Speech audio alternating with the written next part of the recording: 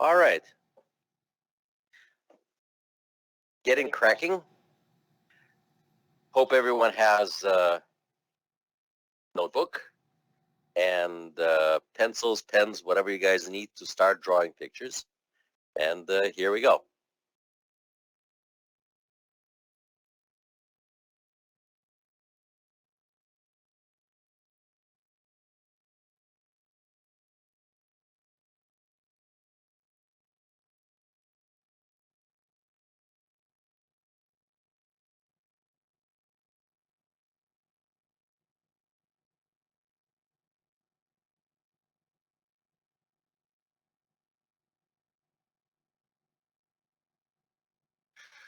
All right, here's my little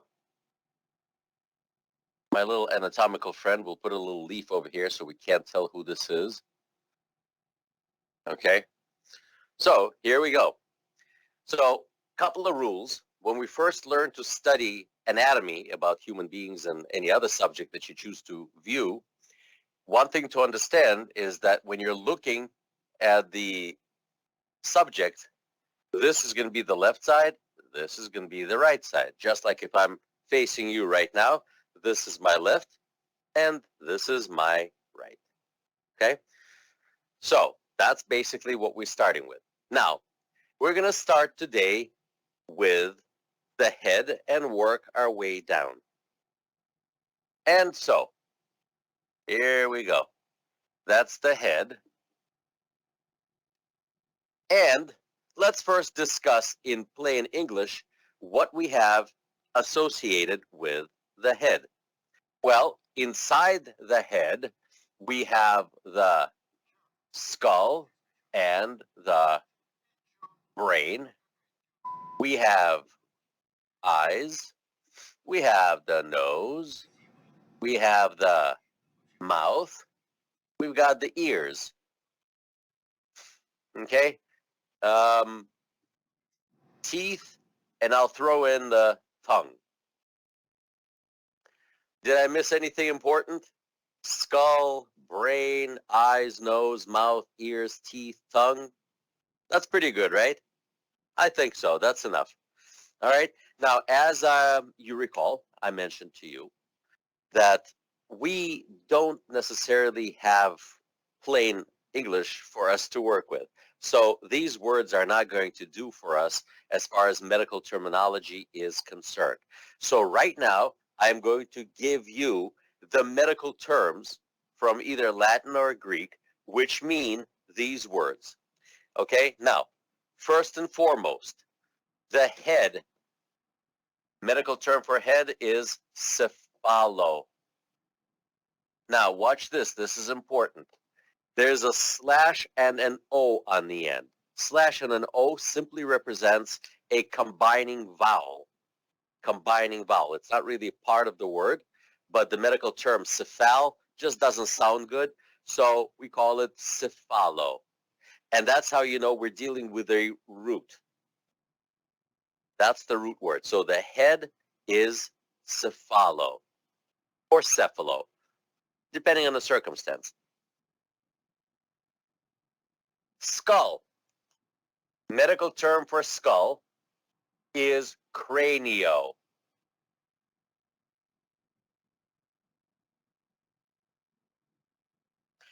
Sometimes they refer to skull as the cranium. Now, the only thing that's different is the suffix um on the end of the word, cranium versus cranio. Interesting. Well, first and foremost, cranium is a box that holds the brain. That's the definition of the skull, cranium or the skull. Now, the suffix that's a suffix. Now, it's important to mention the suffix right now because you see it often. And it's actually a part of a bunch of suffixes that go like this. Ik, ak, al, us, and ar. Don't ask me why I put it in this order. It's not alphabetical. It's not anything else. It's just the way I remembered it. Ik, ak, al, us, ar. Ik, ak, al, us, ar. All of these suffixes are important to know. They all mean the same thing. Belonging or pertaining to. So cranium means belonging to the skull. Brain. Medical term for brain is, we have several terms. One is encephalo. Encephalo. Now look at the word encephalo. If you look at encephalo, you'll see that it has a prefix en and then cephalo. Cephalo. So prefix n means inside. It's like n is the same as in. So encephalo literally means inside the head, which is where the brain is located. There is one more medical term for the brain that I'm going to give you, and it's cerebro. People who speak Spanish understand this word well, because I think it's basically what the brain is in Spanish. Am I correct?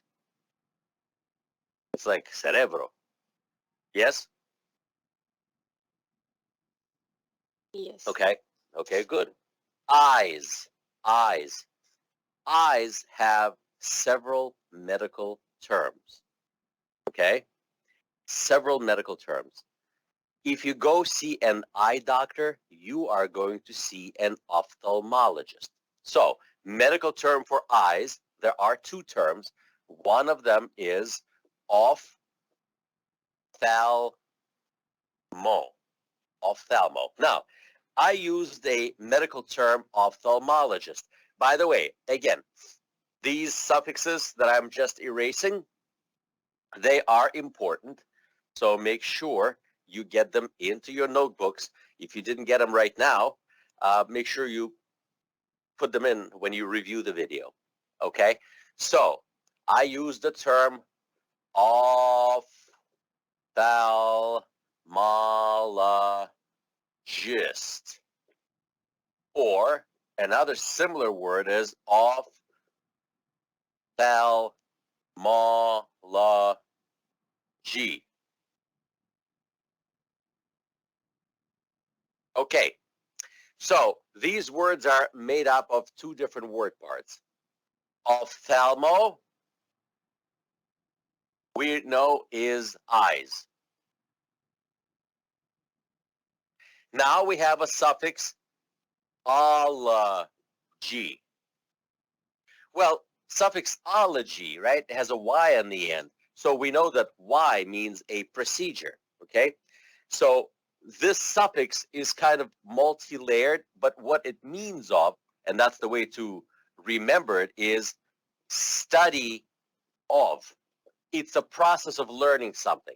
So a field of medicine that specializes in eyes or studies the eyes is ophthalmology.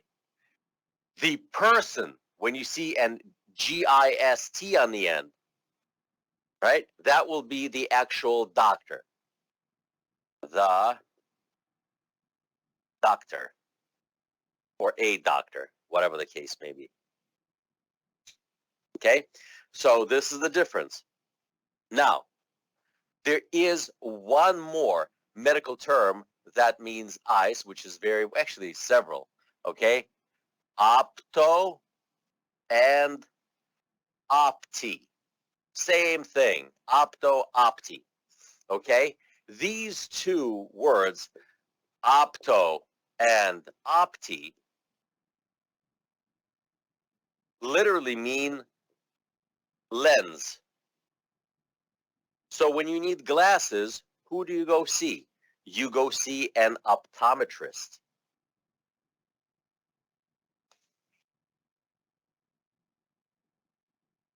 Optometrist, right? Has anyone ever been to see an optometrist? I just went the other day for an eye exam to see if I need glasses. and a few other things. So I went to an optometrist. I could have gone to an ophthalmologist, but it was cheaper and faster with an optometrist. Okay. Yeah. Somebody saying something? No. So opto and metry. Opto is a lens. Metry or meter is to measure. So optometrist, literally a person, okay, like a doctor, because they call themselves a doctor. That's the title that they have. So you have an IST, measure. So a person who measures lenses. That's basically how you decipher the word optometrist. Am I making sense? Do you see what I'm talking about? Right? So we're basing this on the foundation of the introduction class that we did earlier, right? There was an introduction to medical terminology, how I deciphered a bunch of words for you. We started with the word diagnosis. And so we're breaking things down as we go along. Okay? Next, nose. Nose. Very important medical term. We have two medical terms for nose. One is naso, and the other one we talked about before was rhino. Remember rhinoceros in the zoo? Right? I mentioned that word during the introduction class. So if your nose is stuffy and you can't breathe, you'll go to a drugstore, okay? And you're going to buy yourself some nasal spray. Nasal spray. So look at the word nasal. Nasal. Suffix al and naso. Okay? Belonging to the nose. Right? And the term that I gave you before was rhino rhea. Remember? Rhino and rhea. Rhino was nose. Rhea was flow. So runny nose. Runny nose. Mouth. Medical term for mouth. One is oro and the other one is stomato. Oro and stomato. Okay? Now, the word oro is in many different ways. If you go see a doctor and the doctor gives you pills to take by mouth, they will say, take them orally. Oral. Oral. Or and al. Or is the mouth. Al means belonging to. Okay? So if you're taking a temperature and you put a thermometer in the mouth, that's an oral temperature. Okay? So a person who speaks is an orator. A speech is sometimes known as an oratory. So, you know, every time you see or inside the word like that, you know, it has something to do with the mouth. Now, stomato. The word stoma is used as an opening. Stomato generally is a mouth. As a matter of fact, if you are in Europe somewhere and you want to go see a dentist, usually they won't know what you're talking about because in Europe they call dentists stomatologists. Stomatologist. Look at that. Ology here, or GIST, is a person who studies the mouth. Okay? So that's what it is. That's how it works. All right? So far, so good? Excellent. Ears. Ears have a couple of medical terms. One is otto, and the other one is audio.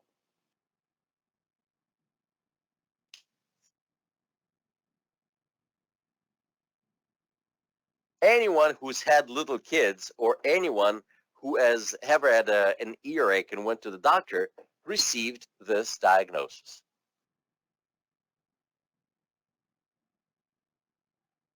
Has anyone ever seen this word before? Otitis? No. Well, that's good. Okay. But it's one of the most common things, you know, babies cry, you go see a doctor and they say, oh, the baby has otitis media, blah, blah, blah, blah, blah. I mean, then they give you this, which leads me to an interesting point. Not just a point, but something that I must show you. So we subdivide the word otitis, and here I have ear, but the suffix is itis. Now, do you remember in the previous class I told you, if you don't remember anything today, please remember the suffix? I did that a couple of times, but one was very specific. Does anybody remember what that suffix was? Osis or ectomy? Excellent. Osis, and ectomy. Perfect. So osis, I told you, was the abnormal condition of. Now, I'm going to issue the same statement. If you remember nothing, please remember this, as this is in the top 10 of suffixes that you absolutely must know. Is that one? Itis. Oh. Itis. That's right. That one. This is a suffix that we must know. What was the question? I was going to guess what that one is. Go. Inflammation? It's a pretty damn good guess. It does mean exactly that. Inflammation. Yes. Inflammation, swelling, stuff like that. Something that's hot and swollen. That's itis.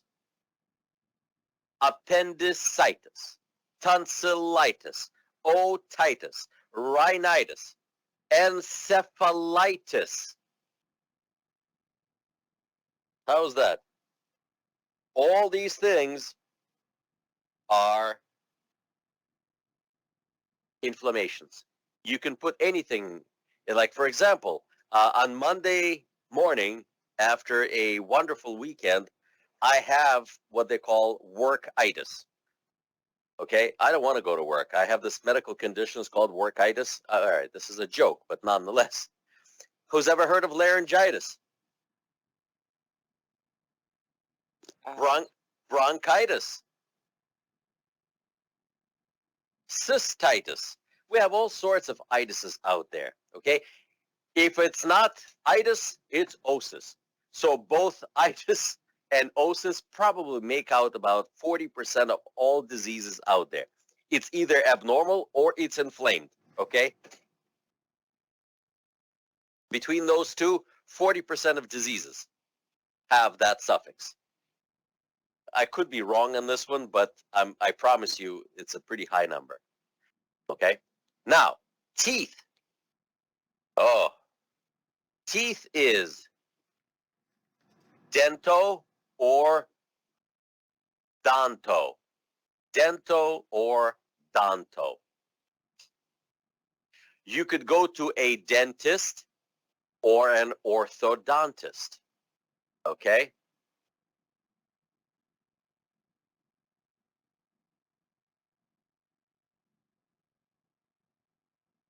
Dentist. Oops. Dentist. Here we go. IST on the end. That means it's a person. In this particular case, it's a doctor who deals with teeth. It is a person of teeth. And check this out. Orthodontist. Again, we got the ist, we got the don't, dent, and don't. And now we have an interesting word, ortho. What does an orthodontist do?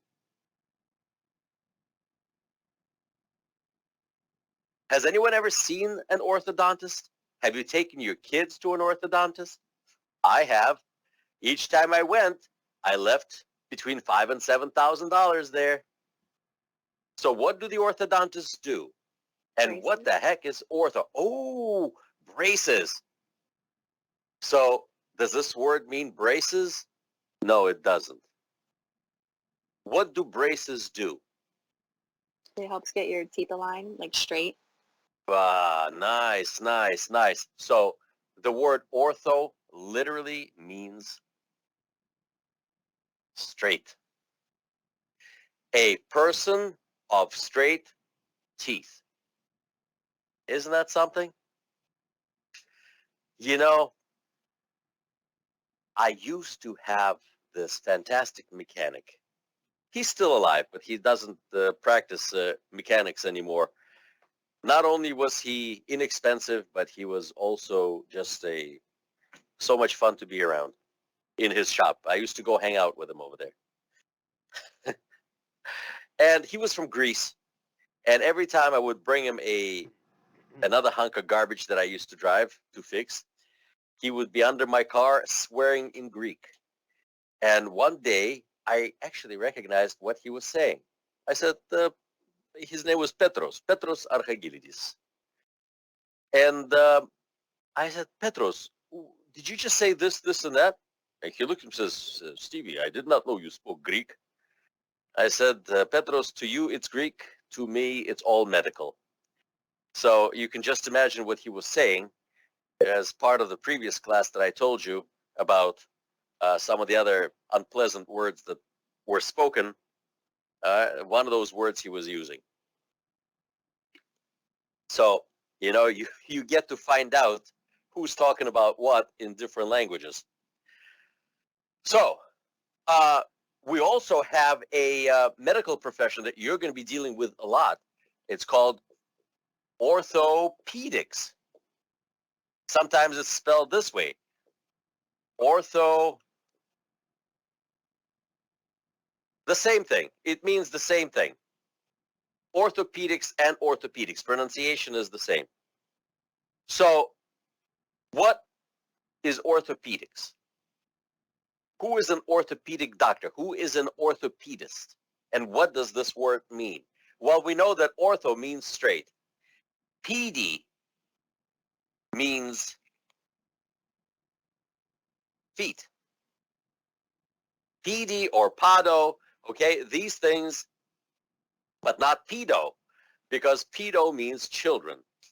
So PD, like the word pedals, where you put your feet on a bicycle or in a car to stop or the gas, right? So orthopedics literally means straight feet. And this is where this field comes from. The ancient medical profession of orthopedics.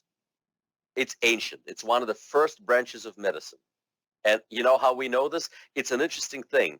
We also tie it to philosophy because, you know, we find out, when do we know that people became more civilized? When we look for graves, ancient grave sites, and we find people buried with splints on their arms and legs, we can see that the bodies that were buried were actually treated first.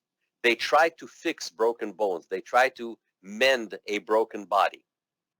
Okay? So it's been going on for quite some time. So philosophers said, at that period of time, we discovered that people became more civilized when they started applying medical treatments to their loved ones. Make sense? Kind of made some sense to me. All right? So at that time, you know, thousands of years ago, they said that, you know, if you straighten out your feet, the rest of your body is going to become straight too. That's why they call the science of fixing broken bones, which is orthopedics, they still tie it to the feet, orthopedics, or straight feet. Last but not least, and by the way, we're still dealing with medical terms having to do with the head. Okay, we learn all of these words right over here. Now, mind you, I do not expect you to sit and study every single one of these words. I do not. For the purpose of the examination, I don't expect you to know every single one of these words. When you pass the board exam, then you can go back and review all this. And as I promised you, I will also upload many audio files. Which reminds me, when we were talking about ears, I forgot to talk to you about the word audio. Because the word audio means sound. And even though it doesn't exactly mean ears, we use it interchangeably because, for example, if you're hard of hearing, you're going to go see an audiologist. Audiologist is like an optometrist. These folks, measure your hearing and give you hearing aids. But there is a doctor that specializes in ears, but not just ears, but also ears, nose, and throat. I'll put that word up on the board in just a little bit. Last but not least is the tongue. Tongue has at least 5 medical terms. Lingo, lango, glotto,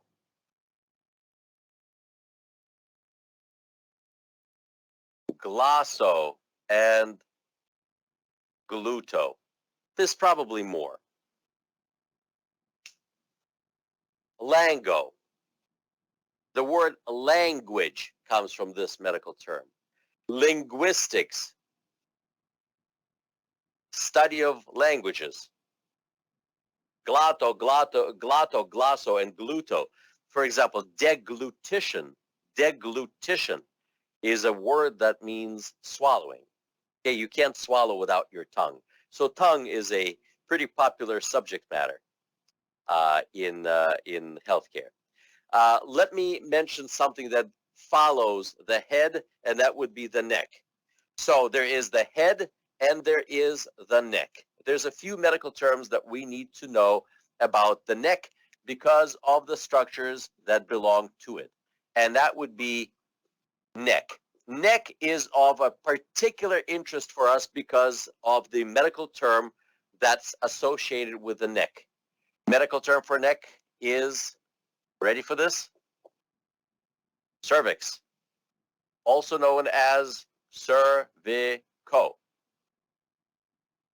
Now, some of you folks, especially the women, are probably sitting there scratching your heads and saying, that's not what I know about the cervix. Anyone, any of you ladies scratching your heads about the cervix? Anyone? Oh, come on. Somebody's got to be thinking about something. Anyone? Oh, come on. Give me something. Our cervix below Below where? in our, what was that, the groin area? Inside? Yes. Don't be afraid. Remember, this is healthcare, okay? We have to be open to explore all these things. Yes, when uterus. yeah, that's Basically. right. Uterus, you go inside the vagina, and this is where you find the cervix. Yes, there's a cervix there also. And when we talk about the reproductive system, and we will talk about the reproductive system, you will see what I'm talking about. Yes, there is definitely a cervix down there, okay? But it still means the neck and only the neck, okay? Hopefully that makes sense, okay? Now, what do we have inside the neck? Well, inside the neck, we have the throat. And throat has 2 medical terms. One is pharynx, and the larynx. Pharynx and larynx. Interesting words. I didn't expect you to know anything about the pharynx, but I mentioned an interesting word called laryngitis earlier. Oh, jeez. Sorry, it's a Y instead of an I. So, larynx. That's a more important word for us to remember. First, because of a disease.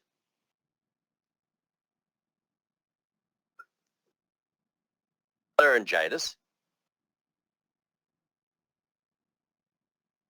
Okay, which basically the word laryngitis, when you can't speak, okay, it's an inflammation of your throat.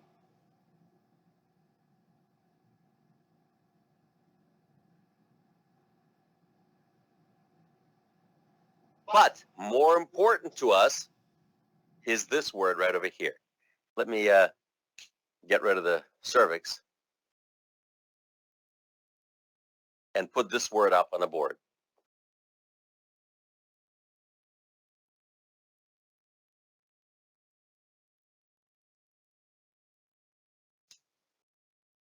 Laryngoscope, or laryngoscope, as some people pronounce.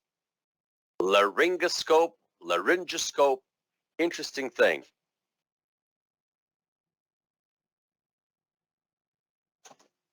I actually have this guy right over here, which is in my hand. This is actually, this heavy-duty hunk of metal, this surgical instrument, is one type of laryngoscopes that we have out there. And I also have a handle to another type of laryngoscope that we have here. It comes with a blade that attaches to it, and it's an interesting thing. Now, laryngoscope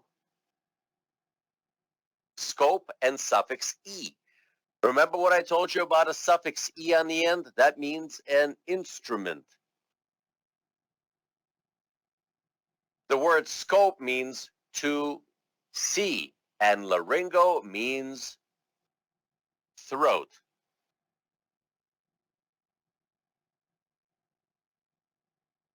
So the instrument laryngoscope is used to see the throat. Isn't that something? This is how we break things down. This is how we learn things.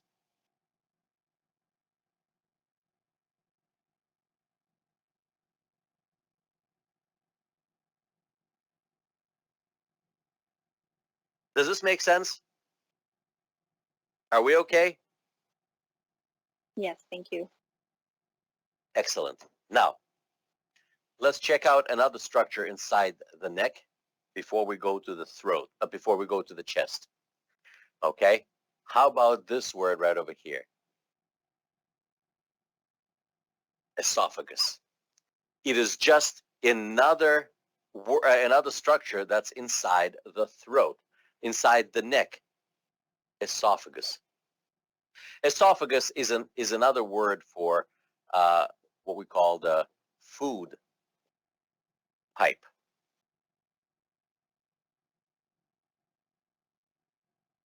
That's esophagus.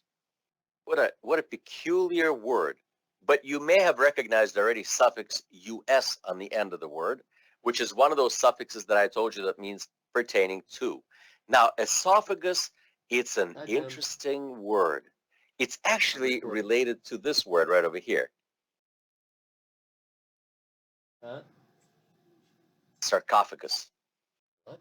Has anyone ever heard of a sarcophagus? What was it that you said? I can't hear with that thing.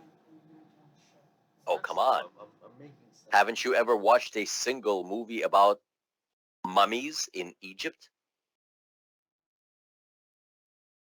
Anyone ever watch movies about mummies? I think Yeah. a coffin. Well, coffin, sarcophagus is a coffin. But why did they call it a sarcophagus? Well, for the same reason they call the food pipe an esophagus. Look, sarco, phago, and us. Eso, phago, and us. So half of this word is the same as this one. So we just need to decipher some of this. So medical term, That's how you get nailed. phago, So that you have a mistake, but you know. okay, literally means to eat or swallow. Lisa's place, or do you want the? Swallows with an A or with an O, I always forget. One of them is a bird, one of them is to swallow. I think it's, come on, help me out here. I literally, yeah, swallow, very good. Swallow, thank you. And swallow with an O is a bird. Oh, the joys of English language. Okay, so phago is to eat or swallow. Now, sarco is a medical term. We use it all the time. You may have heard of an ugly, ugly thing called a sarcoma. Sarcoma. Has anyone ever heard of a sarcoma? Sarcoma is a type of cancer. It's awful. Okay, well, all of them suck. Okay, sarco literally means flesh. So what exactly is a sarcophagus? What's a definition of a sarcophagus? Here, go get situated. I'll see you in a minute. Flesh, eat. It It's sounds a like flesh. something decaying. It sounds like what? Something decaying. Well, that's exactly what it is. Sarcophagus is a flesh eater. That's what it means.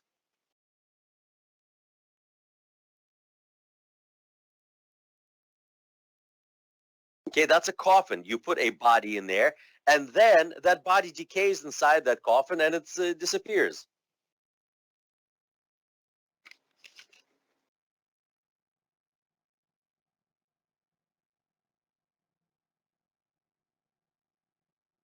Make sense?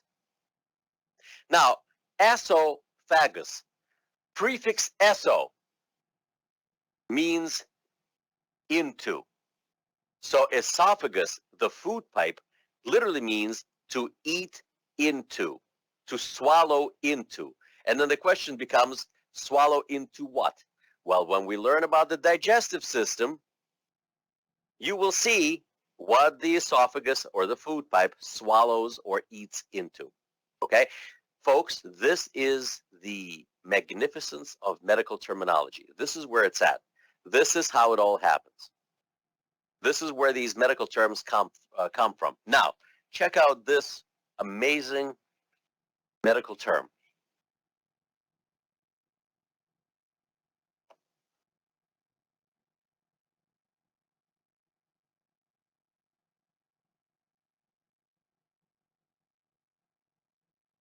Whoa. Are you loving this word? I am. This particular word right over here was one of the most formative words in my professional development. And I'm going to share a story with you as to what it is. First of all, how do you say it? Well, you say it otorhinolaryngologist, otorhinolaryngologist, otorhinolaryngologist. I was not born knowing how to pronounce this word. I practiced. In reality, it's a whole bunch of small words slammed together, and it's going to make sense to you. Otto, rhino, laryngo, ologist.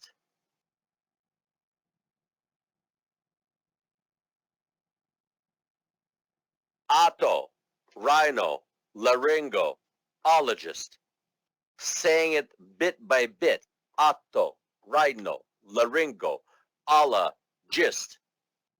Otto, ear, rhino, nose, laryngo, throat, ology, study of, ist, person. Basically, friends, this is your ear, nose, and throat doctor. And how does this story go? I was a young man when I finagled my way into becoming a manager of a department of radiology in a clinic affiliated with a hospital. The new clinic opened up, and all of the managers, so to speak, and the doctors who joined this practice all got together in the room and started introducing. This is Dr. So-and-so, orthopedics. This is Dr. So-and-so, cardiology. This is Dr. So-and-so, internal medicine. And this right there is Dr. So-and-so, ENT. ENT, ear, nose, and throat. And every time people said ENT, ENT, ENT, I watched his facial expression change. He sat there like somebody, every time somebody said ENT, it's like somebody punched him in the gut. He was so upset. See, ear, nose, and throat specialists are people who know the anatomy of the neck and the head better than anyone else in the world. They have to study this so much, so hard, that it's incredible. And there's more human anatomy. There are more details inside the head and the neck than in the rest of the body. So it's very complicated. These people are very special, those who understand this. I know because I studied and I took the same courses with them when I, participated in my educational process. Okay, so believe me when I tell you I love human anatomy, and I was fascinated with what these folks had to remember. It's like flying in outer space, how complicated that is. So at the end of the meeting, I approached this doctor who was quite upset at this moment, and I said, "So, Dr. So-and-so, you're the new otorhinolaryngologist." And my friends, a smile came upon his face that lit up the entire room. It's as if he saw God. Finally, someone addressed him by the title that he earned. People, if you want to get ahead in life, sometimes you have to flash a little baloney up there and come up with proper pronunciation of otorhinolaryngology. And it's okay if you're doing it with an accent. It's all right as long as it's correct. Okay? Otorhinolaryngology. It's almost like music, otorhinolaryngology. All right? Don't be afraid to sit and practice these large words. Don't be afraid. I used it before. Endoscopic retrograde cholangiopancreatography. Okay? Extracorporeal shockwave lithotripsy. Okay? There's all sorts of these huge words, or even not so huge. But people have a hard time saying echocardiogram. Okay? So all of this requires practice because it's a foreign language. This foreign language gives you a step up in your career, and it makes you look great in the eyes of people who control how much money you are making. So this was fun. Now we're going to follow the trail down below. If you guys are up to it, you guys